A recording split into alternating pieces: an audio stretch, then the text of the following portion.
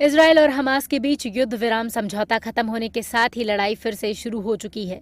इस बात की पुष्टि इजरायली सेना ने सोशल मीडिया प्लेटफॉर्म एक्स पर की है। गौरतलब है कि 7 दिन चले इस समझौते में गुरुवार तक हमास ने इजरायल के 110 बंधकों को रिहा किया। इसके बाद शुक्रवार को यह समझौता खत्म हो गया। इजरायली प्रधानमंत्री बेंजामिन नेतन्याहू ने यह कहा कि हमने हमास को खत्म करने की कसम खाई है और हमें कोई भी रोक नहीं पाएगा। סיימתי עכשיו פגישה עם מזכיר המדינה האמריקני אנטוני בלינקן. זמן קצר לאחר שמרצחים של החמאס רצחו ישראלים כאן בירושלים. ואמרתי לו, זה אותו חמאס.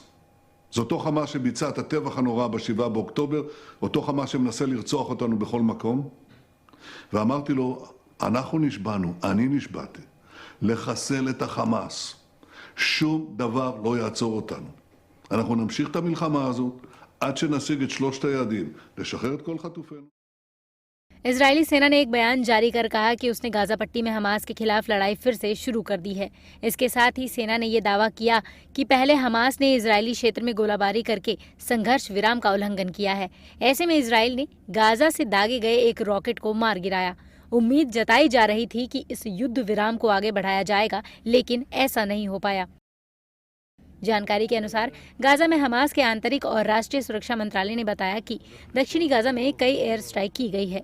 इसके साथ ही उत्तरी गाजा में भी कई धमाकों की आवाजें सुनी गई है।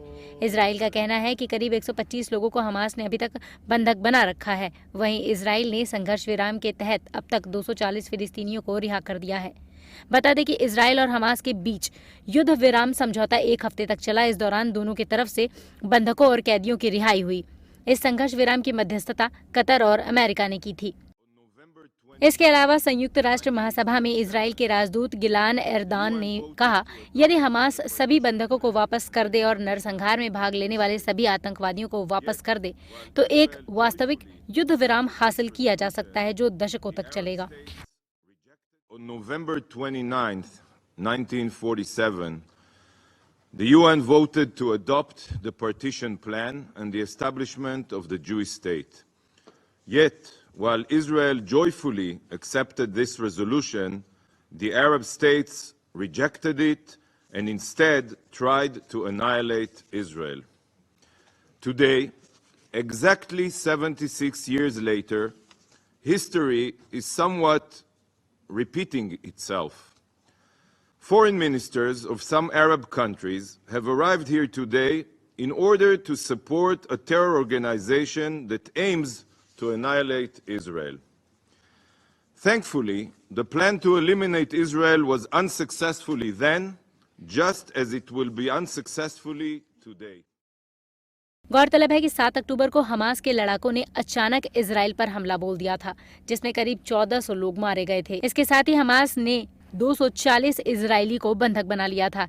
ऐसे में इस हमले के बाद से इजराइल हमास के ठिकानों पर हमला कर रहा है, जिसमें 5000 से अधिक लोग मारे गए हैं।